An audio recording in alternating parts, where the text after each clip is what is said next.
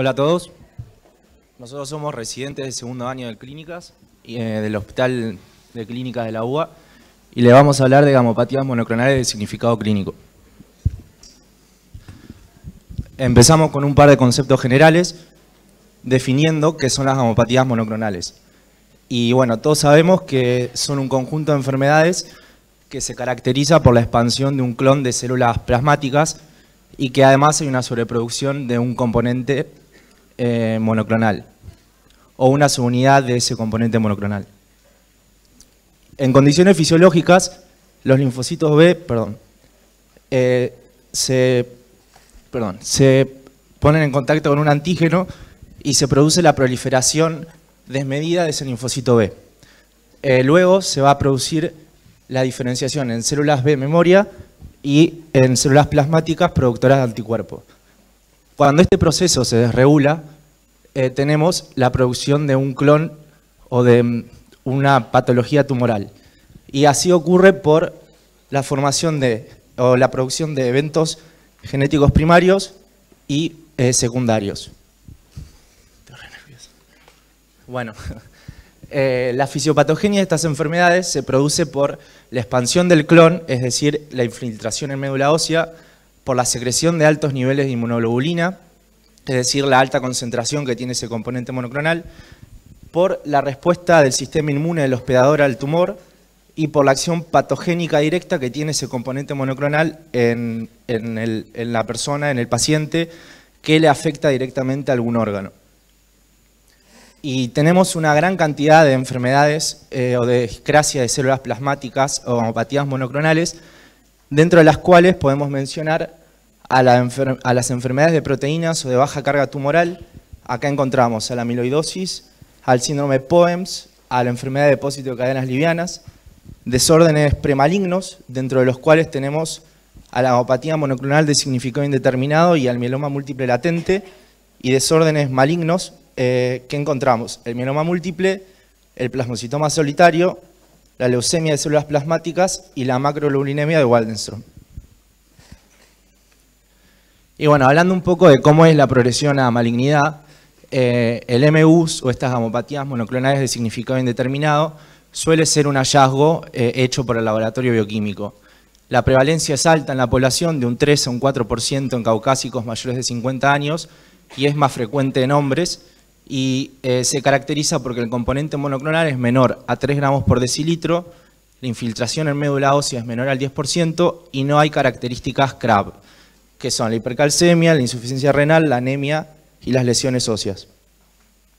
El Smoldering myeloma o el mieloma latente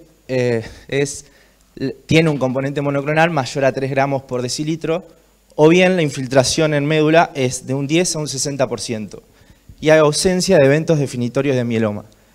Esto es un concepto que introdujo el International Myeloma Working Group para tratar de predecir o anticiparse a la progresión a mieloma, y definen que si tenemos un evento definitorio de mieloma, ya debe ser clasificado. Ese mieloma latente pasa a ser directamente un mieloma múltiple y debe ser tratado. Y esos eventos definitorios de mieloma son las características CRAB tradicionales, si la infiltración clonal es mayor al 60% y si la relación de cadenas livianas libres en suero, involucradas o no involucradas, es mayor a 100. Siempre utilizando el método Band-Insight, que es el que está validado como evento definitorio de mieloma. Y si hay 2 o más lesiones óseas focales por resonancia magnética, que tiene que ser resonancia magnética porque tiene mayor sensibilidad que una imagen radiológica tradicional. Entonces dijimos que si hay un evento definitorio de mieloma, ya pasa a ser un mieloma múltiple, que es la discrasia o la gamopatía monoclonal más frecuente y la segunda neoplasia hematológica más frecuente. Bueno, ahora les voy a hablar un poco de la historia del MUS para entender el tema de nuestro Ateneo, el tema central, por qué se introdujeron estas nuevas definiciones de las cuales les vamos a hablar. En el 61, por primera vez, el científico Waldenström introdujo el concepto de gamopatía monoclonal benigna o hipergamaglobulinemia esencial benigna, porque él vio que existían pacientes que tenían hipergamaglobulinemia pero no presentaban ningún tipo de clínica. En el 66, en Estados Unidos, se realiza un estudio retrospectivo de una paciente que presentó una gammopatía monoclonal benigna hace 19 años, pero terminó muriendo por un mieloma múltiple. Entonces este estudio permitió demostrar que estas hipergammaglobulinemias esenciales benignas eran condiciones potencialmente malignas y que podían progresar a mieloma. En el 78 se sigue el curso natural de 241 casos de gammopatías monoclonales benignas y por primera vez el doctor Kyle de la Mayo Clinic introduce el término de MUS o gammopatía monoclonal de significado indeterminado. En el 2002 se finalizó un estudio de largo término de más de 15 años donde se logró determinar el riesgo de progresión de esos pacientes con MUS y se determinó que era del 1% al año. Y finalmente uno de los estudios más recientes en esta patología es el estudio prospectivo que permitió determinar que el 100% de los casos de mieloma múltiple son precedidos por un MUS. Y esto nos permite destacar la importancia que tenemos como bioquímicos y el rol del laboratorio de proteínas, ya que dijimos que esta patología es diagnosticada o hallada gracias al diagnóstico del laboratorio. Entonces, frente a esto, se intentó estadificar el riesgo de progresión de los MUs y se han utilizado diversos parámetros para esto, como el tamaño del clon, es decir, el grado de infiltración en médula ósea, el nivel de componente monoclonal, si es mayor o menor a 1,5 gramos por decilitro, el isotipo del componente monoclonal, si es de tipo IgG o de tipo no IgG, que en ese caso implicaría mayor riesgo, la relación de cadenas livianas libres en suero alterada, siempre utilizando el método de binding site, si hay inmunoparesia, es decir, que las inmunoglobulinas no involucradas están disminuidas, si hay presencia de J en orina, la detección de células plasmáticas en circulación, aneuploidías y si hay resorción ósea incrementada y que se observa en una biopsia ósea. De todos estos parámetros, la Mayo Clinic utilizó estos tres para estadificar y definir categorías de riesgo de los MUs de acuerdo a la cantidad de esos parámetros que presentara el paciente y estableció distintas categorías de riesgo y de acuerdo a esto va a ser el seguimiento que debe tener ese paciente. Si el MUs es de riesgo bajo, se propone que el seguimiento sea cada 2 años y si es de riesgo intermedio o alto, debería seguirse de forma anual. Y esto nuevamente destaca el rol del laboratorio porque participamos del diagnóstico y del seguimiento de estos pacientes, entonces en todos estos pacientes debería pedirse desde el punto de vista hematológico un hemograma completo con diferencial y un frotis de sangre periférica. Desde el punto de vista de la química clínica, el hepatograma, la albúmina, creatinina, ionograma, beta-2 microglobulina, LDH y calcio. Y desde el punto de vista de las proteínas, la cuantificación de inmunoglobulinas, en nuestro caso lo hacemos por inmunoturbidimetría en el COBAS, electroforesis capilar de proteínas del suero, inmunofijación en suero y en orina 24 horas y la determinación de las cadenas livianas libres o la relación kappa-lambda-free. En nuestro laboratorio de proteínas del Hospital de Clínicas contamos con un equipo, un minicap 2, y realizamos los proteinogramas por electroforesis capilar, que obtenemos estos electroferogramas que nos permiten detectar el componente monoclonal como un pico estrecho que lo medimos a línea de base. Realizamos inmunofijación de suero y de orina 24 horas para determinar el isotipo de los componentes monoclonales en un soporte sólido de acetato de celulosa.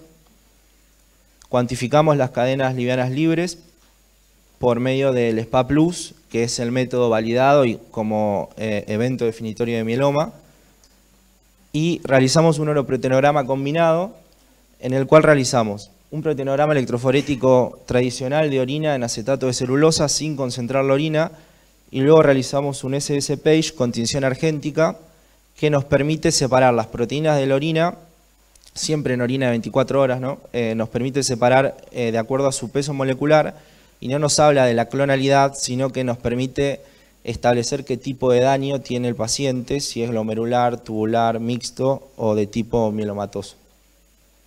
Y bueno, con respecto al tratamiento, no se recomienda ni en MUs ni en el smoldering mieloma debido a que son condiciones premalignas. El objetivo de su diagnóstico es que podamos realizar el seguimiento adecuado en base a los riesgos que tenga ese paciente de progresar a mieloma.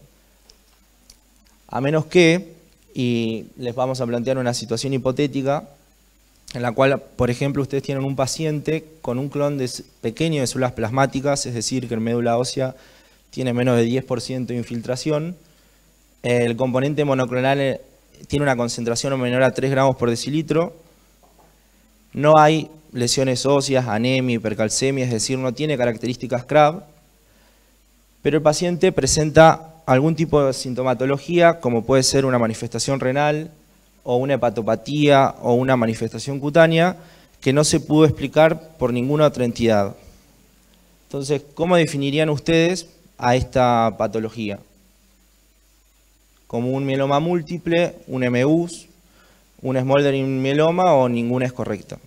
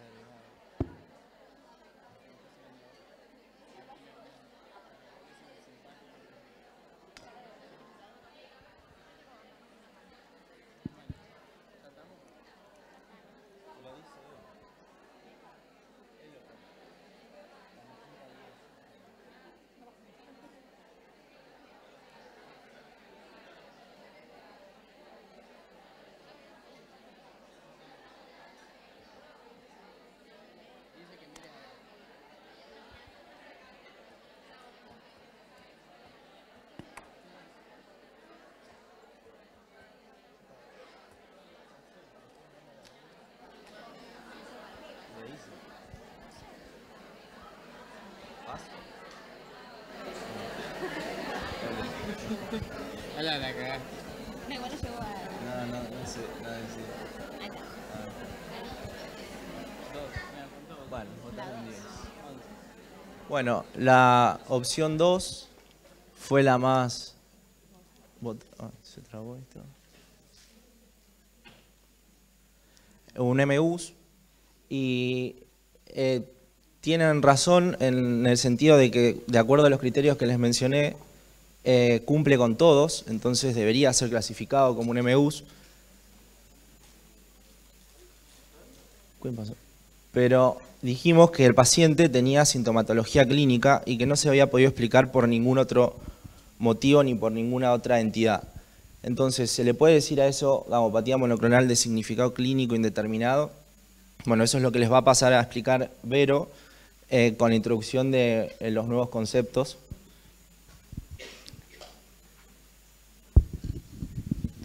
Bueno, como les comentó Fede, se introduce un nuevo concepto que son las gamopatías monoclonales de significado clínico, que incluyen a todas aquellas gamopatías monoclonales en donde la patología no está relacionada con la masa clonal, sino con las características propias de la proteína monoclonal, es decir, con la toxicidad propia de la proteína. Se clasifican según los órganos afectados, principalmente el riñón, en donde se denominan gamopatías monoclonales de significado renal. Cuando afectan nervios periféricos se denominan neuropatías paraproteinémicas o afectación de nervios periféricos por componente monoclonal. Y en el caso de afectación cutánea se denominan gamopatías monoclonales de significado cutáneo. Bueno, aquellos pacientes que tienen una gamopatía monoclonal, solo el 10% de ellos va a presentar una afectación de nervios periféricos. Y en este caso, los anticuerpos van a actuar reconociendo antígenos neuronales, que pueden ser, por ejemplo, mielina, sulfátidos o gangliósidos. Y en base a eso se va a clasificar el tipo de neuropatía que presenten. Tenemos neuropatías asociadas con una actividad anti-glicoproteína contra la mielina. En estos casos, la neuropatía que se observa es una neuropatía distal, simétrica, con pérdida de la sensibilidad, y en las biopsias se observa una desmielinización progresiva con un aumento en los tamaños que separan a las vainas de mielina. Luego están las neuropatías asociadas con actividad antisulfátido. Estas presentan una neuropatía distal también, con afectación también desmielinizante, sensorio-motora, y las neuropatías asociadas con actividad antigangliósido que cursan con el síndrome CANOMAD, que presentan una clínica de neuropatía táxica crónica, oftalmoplegia, un componente monoclonal y un anticuerpo antidicialocil. Estas tres cursan con una inmunoglobulina del isotipo IgM y representan el 60% de los casos de las neuropatías periféricas por componente monoclonal. En menor medida tenemos las neuropatías periféricas asociadas a un componente monoclonal del isotipo IgG con un 30% y las asociadas a IgA en menor medida con un 10%, pero son las que están más relacionadas con la progresión a malignidad. Luego tenemos las gamopatías monoclonales de significado renal, en donde la patología se produce por la acción nefrotóxica de la proteína monoclonal y no cumple con ningún criterio para ser clasificado como mieloma múltiple o algún linfoma maligno. Se van a clasificar según el tipo de depósito, que pueden ser del tipo organizado. Dentro del organizado encontramos el fibrilar, en donde está la amiloidosis mediada por inmunoglobulinas, y la glomerulonefritis fibrilar monoclonal. Si el depósito es de tipo microtubular, vamos a tener la tubulopatía proximal por depósito de cadenas livianas y la crioglobulinemia de tipo 1 y de tipo 2. Cuando el depósito sea de tipo cristalino o de tipo inclusiones, vamos a encontrar la histiocytosis por depósito de cristaloides. Y también tenemos un tipo de depósito no organizado, en donde vamos a encontrar la enfermedad de depósito de inmunoglobulina monoclonal, la glomerulonefritis proliferativa y depósito de inmunoglobulinas monoclonales, y la glomerulopatía por depósito de C3.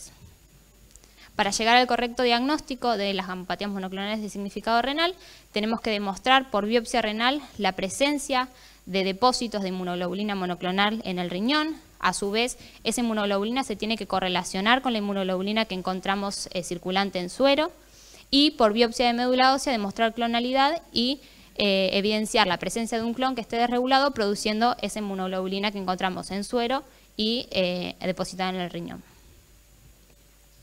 Y luego tenemos las gamopatías monoclonales de significado cutáneo, en donde esta entidad se introduce para englobar a todas aquellas gamopatías monoclonales con afectación en piel, producto del depósito de estas inmunoglobulinas monoclonales. Se clasifican según el tipo de mecanismo fisiopatológico, en depósito extravascular, intravascular o de mecanismo desconocido. Si tenemos un depósito extravascular, podemos encontrar las amiloidosis, que son depósitos de inmunoglobulinas o proteínas fibrilares. Si bien en este caso estamos hablando de afectación cutánea, la principal morbimortalidad se observa cuando su depósito se da a nivel de riñón o de corazón. Las manifestaciones clínicas que observamos son lesiones muy extensas, como observamos en la diapositiva, en donde los pacientes frente a la fricción o la presión de la piel van a sufrir estos hematomas tan extensos, y también cambios a nivel de las uñas, alopecia o engrosamiento de la piel de tipo esclerodermia. El diagnóstico se realiza con una biopsia cutánea o biopsia de la grasa subcutánea con la tinción de rojo Congo. Y después tenemos la macroglobulinodermia, que se genera por el depósito de inmunoglobulinas del isotipo IgM en el contexto de una macroglobulinemia de Waldenström. Tenemos que aparecen pápulas rojas con depresión central, sobre todo localizadas en las zonas sacrales. Si tenemos un depósito de tipo intravascular, vamos a encontrar las crioglobulinemias, que son inmunoglobulinas que precipitan en frío y redisuelven en calor. Existen de tres tipos distintos. La de tipo 1 son monoclonales, que son las que vamos a encontrar en estos pacientes. De tipo 2 son policlonales, y la de tipo 3 mixta, la 2 y la 3, la vamos a encontrar en infecciones virales crónicas, como puede ser la hepatitis C, y en enfermedades autoinmunes. Y la patología se produce cuando estas inmunoglobulinas se depositan, por ejemplo, en las zonas más frías del cuerpo, como pueden ser la punta de la nariz, los dedos y las orejas, y van a dar lesiones de tipo estelares o retiniformes. Y al igual que la amiloidosis, la principal morbimortalidad se da cuando se depositan a nivel renal o de corazón.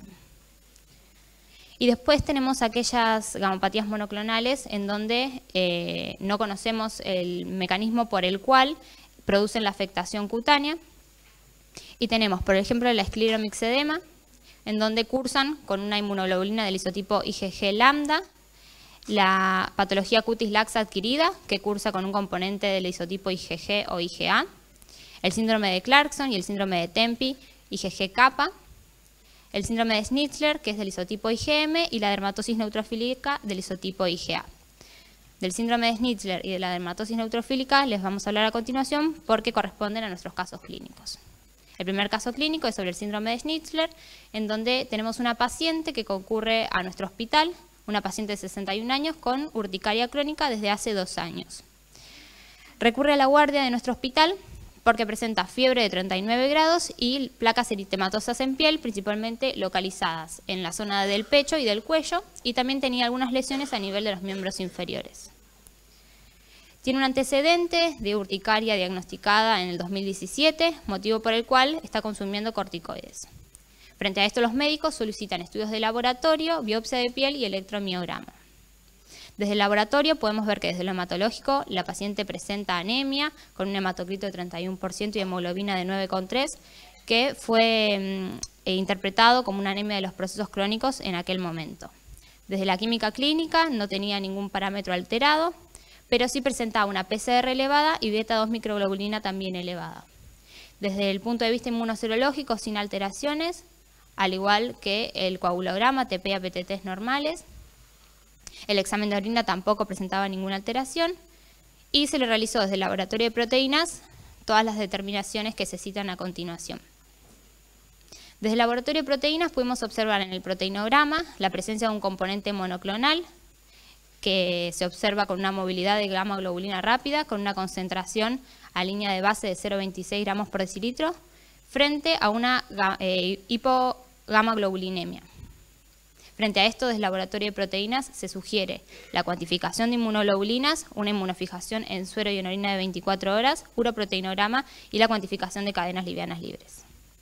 Cuando se realiza la inmunofijación en suero, podemos observar que frente a la exposición a antisueros anti-mu y anti-kappa, se observa una precipitación que coincide con la movilidad de la banda homogénea que se observa en el control. Entonces podemos concluir que el componente monoclonal que presentaba esta paciente era del isotipo IgM kappa. Además se había solicitado la cuantificación de inmunoglobulinas, en donde vemos que IgG se encuentra dentro de los valores de referencia, IgA por debajo, y la única inmunoglobulina que se encuentra elevada es la IgM con 371 miligramos por decilitro. Luego se realiza el uroproteinograma combinado, como les contó Fede, y tenemos una proteinuria fisiológica, y cuando se realiza la inmunofijación en orina no se observa Bence-Jones. En cuanto a las cadenas livianas libres, si vemos kappa y lambda están por encima de los valores de referencia, pero la relación se mantiene, por lo tanto no se puede concluir que haya un clon desregulado que esté produciendo mayor cantidad de una cadena liviana que la otra. También se tomó muestra de médula ósea y se envió al laboratorio de citometría de flujo, en donde nosotros contamos con un panel de 10 colores, un citómetro de 10 colores, un citómetro Navios, y se ensayaron distintos anticuerpos. Sobre todo vale destacar el C38 y C138 para la marcación de las células plasmáticas y además las cadenas livianas intracitoplasmáticas lambda y kappa. Bueno, este es el informe que se obtuvo desde citometría de flujo, en donde observamos un 31% de plasmocitos fenotípicamente aberrantes, destacando la restricción de cadenas livianas del tipo kappa, lo que apoya también lo observado desde el laboratorio de proteínas. Y también se realizó con esa médula ósea una biopsia con una celularidad del 60% y un 15 de esas células presentaban CD138 positivas y expresaban kappa, coincidiendo con citometría de flujo y lo observado desde la fijación en el laboratorio de proteínas. Además, se realizaron estudios complementarios como biopsia de piel, en donde el diagnóstico obtenido fue una dermatosis neutrofílica urticariana y un electromiograma con una polineuropatía axonal sensitiva. Por lo tanto, los médicos concluyen que el diagnóstico de la paciente es un síndrome de Schnitzler, y ahora les voy a comentar un poco de qué se trata esta patología. Es un síndrome autoinflamatorio adquirido que cursa con una urticaria crónica y un componente monoclonal, generalmente el isotipo IgM kappa. Además, pueden acompañarse de fiebre, dolores óseos, artralgias o artritis, y entre un 15 a un 20% puede evolucionar a 10 años en una macroglobulinemia de Waldenström, mieloma múltiple o algún linfoma. Bueno, es una patología muy poco frecuente, hay solo 300 casos reportados en todo el mundo, con una mayor predisposición en hombres que en mujeres, y se presenta a partir de la sexta década de vida, afectando principalmente a caucásicos. Pero es una patología subdiagnosticada, los médicos no piensan en esta patología cuando observan estas lesiones en piel, por lo tanto no podemos asegurar que los datos que encontramos reportados sean los reales. Desde la fisiopatología no se conoce el rol que cumple la inmunoglobulina monoclonal. Si bien se vio que está involucrada en estos casos, no se sabe si es la causa o la consecuencia de todo el proceso autoinflamatorio. En lo que coinciden la mayoría de los autores es que todos los pacientes con Schnitzler presentan mutaciones con ganancia de función en una proteína que es la NLRP3, que forma parte del inflamosoma. Entonces, este inflamosoma se encuentra en los mastocitos que cuando son estimulados por los patrones moleculares asociados a daño o a patógenos, van a producir una respuesta exacerbada con una liberación aumentada de interleuquina 1 beta e interleuquina 6.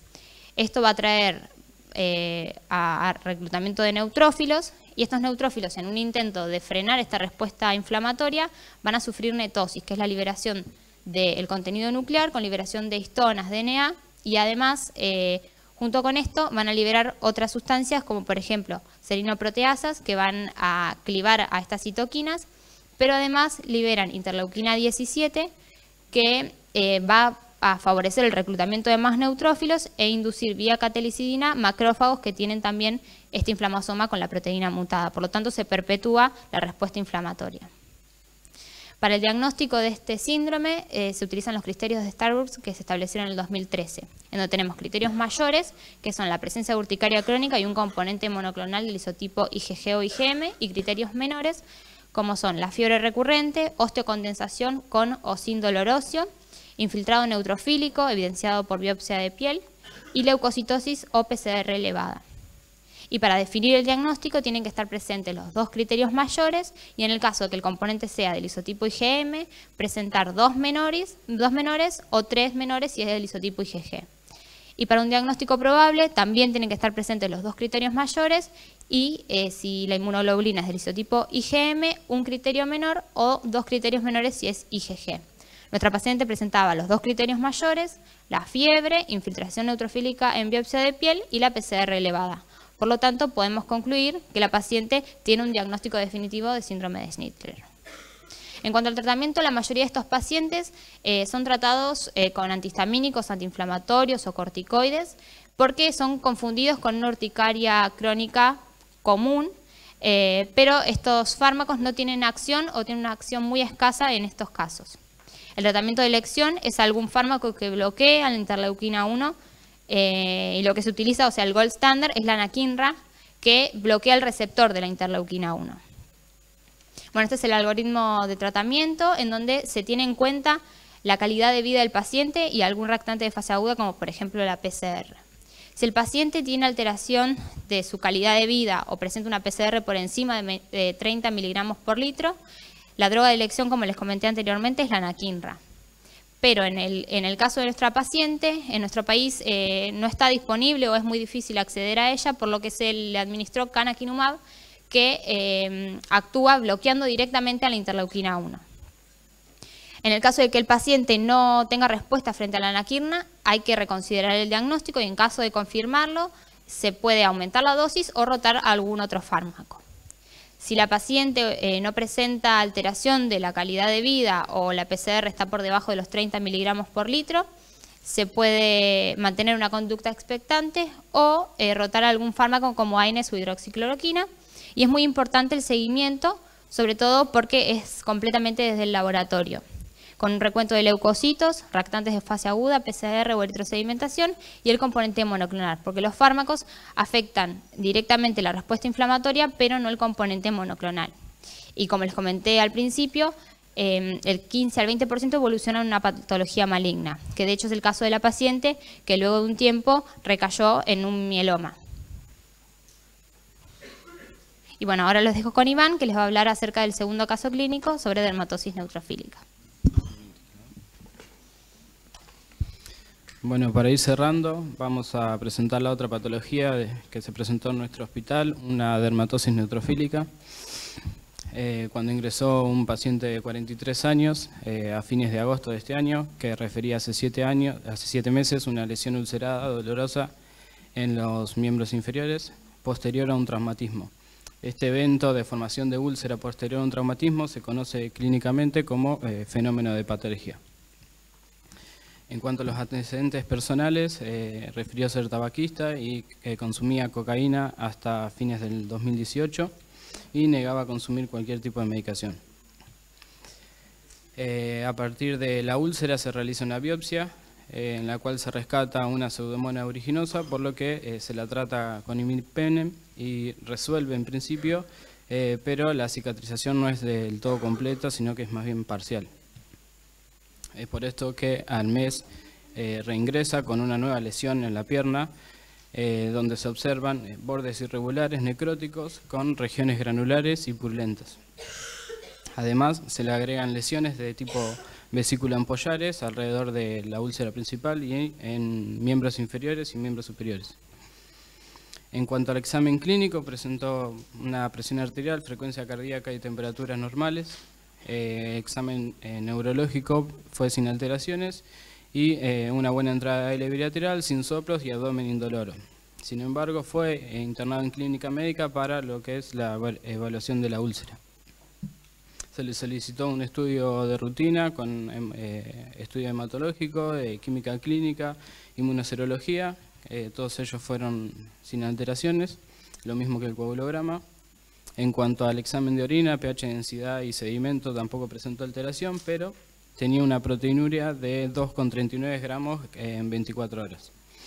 En cuanto, además se le solicitó todo el estudio de proteinogramas.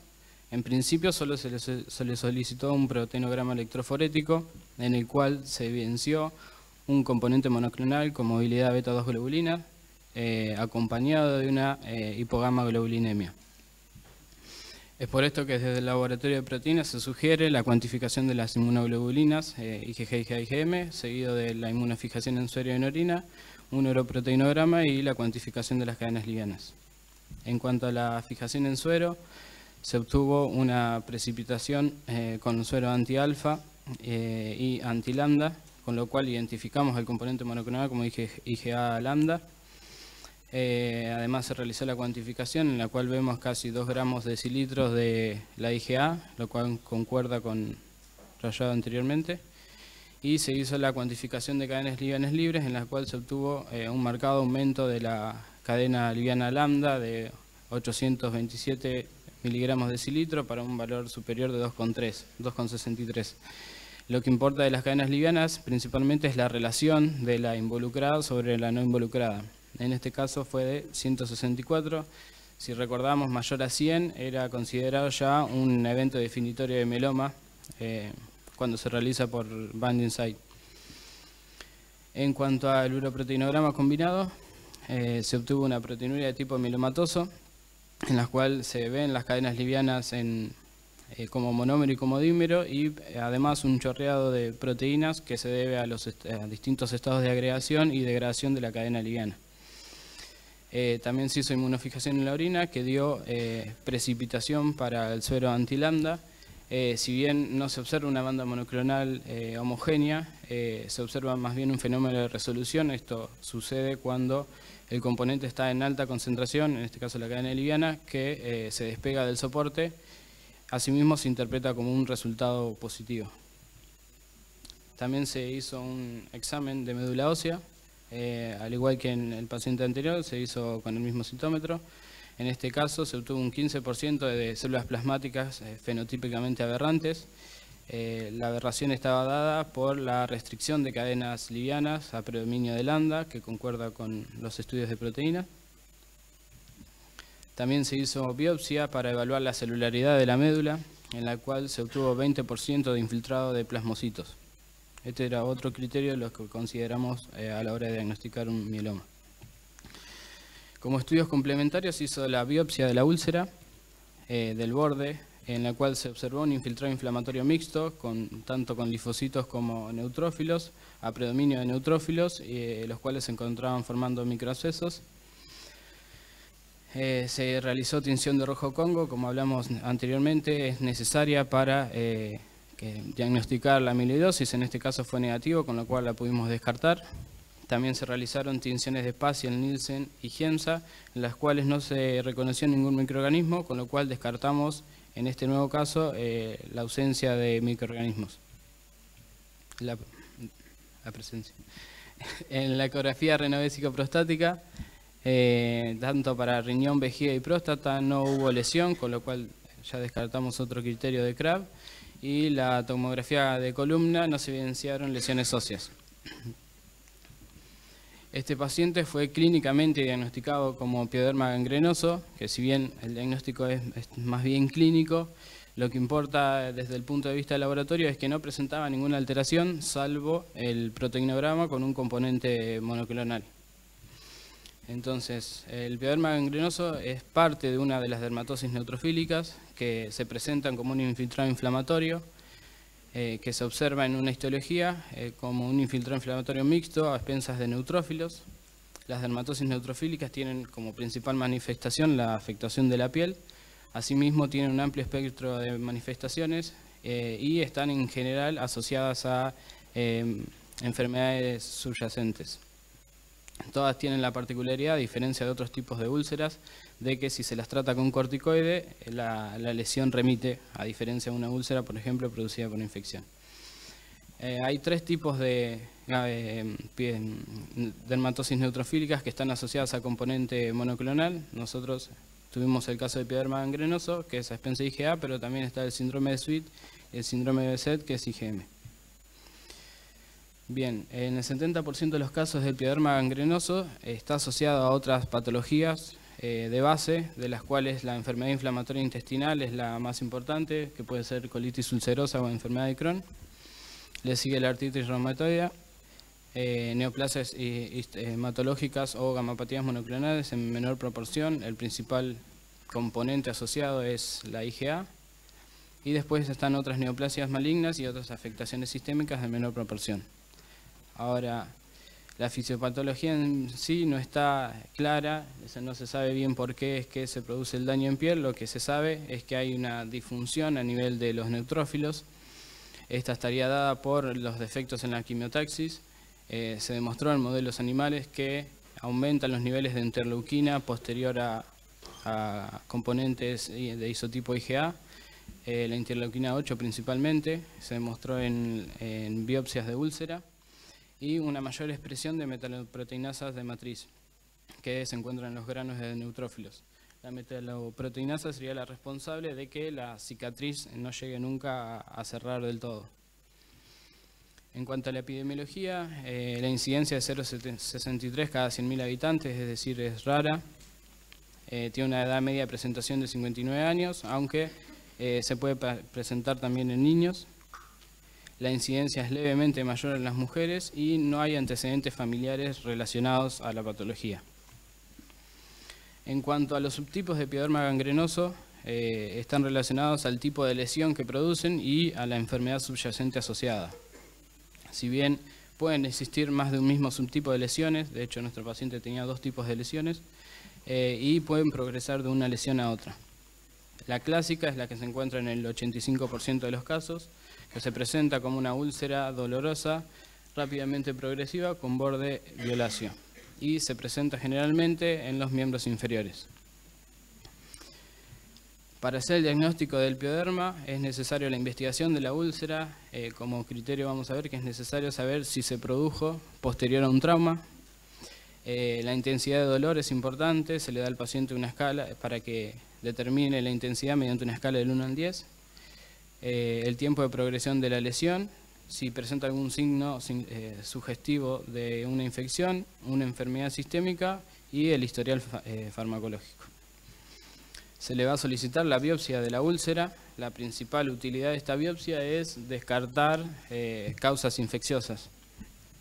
Por eso es que se manda para el cultivo y para las tinciones.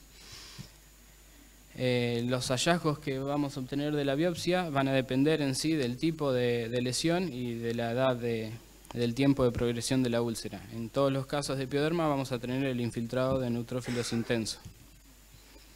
Hasta el momento no existen criterios para diagnosticar el pioderma gangrenoso, o no están establecidos ni validados internacionalmente, pero se juntaron especialistas, dermatólogos especialistas, y establecieron que debería cumplir un criterio mayor y 4 menores como para considerar un pioderma.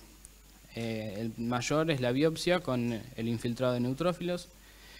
Los criterios menores, tenemos que excluir la infección, que se produzca posterior a un trauma, que es la patergia, que presente antecedentes de enfermedad inflamatoria intestinal o artritis reumatoidea, que dijimos que eran las enfermedades subyacentes más asociadas al pioderma, que presenta alteraciones múltiples, una cicatriz cribiforme, que es como forma de papel corrugado, y el tamaño de la úlcera disminuya con el tratamiento de la medicación inmunosupresora.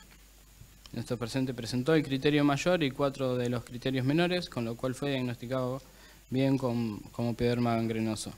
Ahora, se plantea también que hay que descartar todas las otras causas de úlcera, no solo la infecciosa, sino también la producida por enfermedad arterial y venosa, producida por la oclusión vascular y la vasculitis, causas hematológicas como crioglobulinemia y síndrome antifosfolipídico, ulceración inducida por fármacos, por tumores y otros trastornos inflamatorios que incluyen la enfermedad de Crohn cutánea.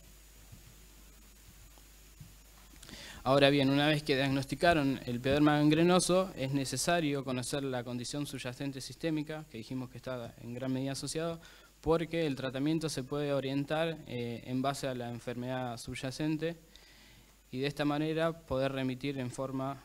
¿Se salió? Sí. Ahí está. Poder remitir en forma completa la úlcera. Ahora bien, tampoco el tratamiento está establecido internacionalmente, lo que se usa es tratamientos sugeridos por bibliografía y están determinados según la gravedad y el tiempo de progresión. En principio se trata de curar la herida en forma local y uso de analgésicos y corticoides en crema. A medida que progresa la severidad de la lesión se comienzan a utilizar drogas sistémicas, inmunosupresoras. Y como última instancia son las terapias biológicas, como en el caso de Schnitzler, la anakinra y el infliximab, que son inhibidores de interleuquina. Ahora bien, para el caso de algunas de estas, está asociado que el tratamiento de la enfermedad subyacente va a curar la herida por completo. Es el caso de aquella pioderma gangrenoso producido por una inmunoglobulina, en la cual si se trata del componente se logra remitir la lesión. Para finalizar, nuestro paciente fue pensado en un inicio como un MUS, debido a que presentaba un componente monoclonal menor a 3 gramos de cilitro y no tenía ningún síntoma de CRAB. Cuando ingresa a nuestro servicio de guardia, presentaba la lesión ulcerada, con lo cual, con estas características, es definido como una gamopatía monoclonal de significado cutáneo. Sin embargo, cuando resulta de la interconsulta con el servicio de hematología, con el resultado de la biopsia mayor al 10% y la relación de cadenas livianas libres mayor a 100, es considerado un mieloma múltiple, es decir, una gamopatía monoclonal de significado cutáneo en estadio mieloma. Es por eso que se lo incluye dentro del esquema de tratamiento para el mieloma, que incluye el bortezomib, lenalidomida y dexametasona. Bueno, para concluir. Bueno, entonces, para concluir, podemos decirles que, o recordarles o destacar que el laboratorio de proteínas tiene un rol fundamental en el estudio y el seguimiento de las gamopatías monoclonales, y que la detección de un componente monoclonal muchas veces es un hallazgo del laboratorio y la relevancia va a depender de una adecuada evaluación clínica de ese paciente. Y que hay situaciones en las que nos podemos encontrar con un componente monoclonal de baja concentración que se corresponde con un pequeño clon de células B, pero que no lo podemos definir como MUS porque el paciente presenta una sintomatología clínica. Y para distinguir estas entidades se introdujo el concepto de gamopatía monoclonal de significado cutáneo, que incluye la gamopatía monoclonal de significado renal y a las gamopatías monoclonales de significado cutáneo. O sea, se introdujo el concepto de gamopatía monoclonal de significado clínico, que incluye a la gamopatía monoclonal de significado renal y de significado cutáneo. Y a diferencia del MUS o el smoldering mieloma, estas patologías sí se deben tratar debido a que hay un daño directo sobre los órganos del paciente. Y es importante que la solicitud del proteinograma electroforético en la rutina de pacientes con lesiones cutáneas para que se pueda descartar la presencia de un componente monoclonal.